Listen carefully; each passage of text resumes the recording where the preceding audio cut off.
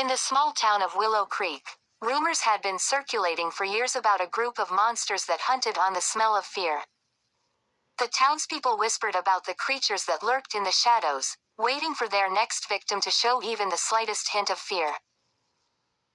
One night, a young woman named Sarah found herself walking home alone after a late shift at the diner.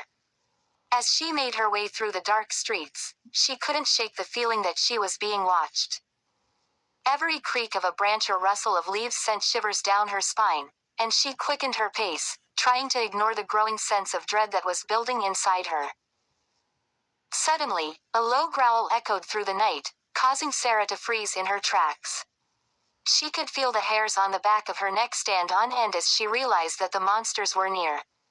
She tried to control her breathing, to calm her racing heart, but the fear was overwhelming.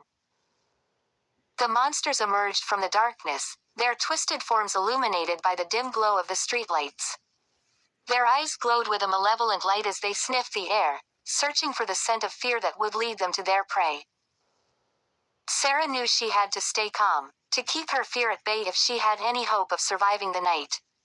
She closed her eyes and focused on her breathing, trying to push the fear down deep inside her.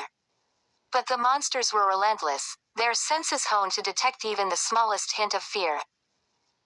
As they closed in on her, Sarah felt a surge of panic rising within her. She knew she couldn't hold it back any longer, that the monsters would soon be upon her. But just as she thought all hope was lost, a voice called out from the darkness. "Sarah, over here." It was her friend, Jake, who had been searching for her when she didn't show up at the diner.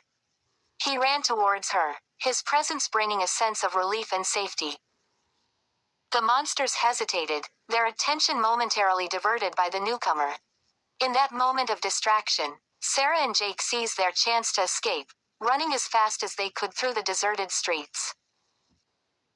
As they reached the safety of Jake's car, Sarah couldn't help but look back at the monsters, their glowing eyes fixed on her with a hunger that sent chills down her spine.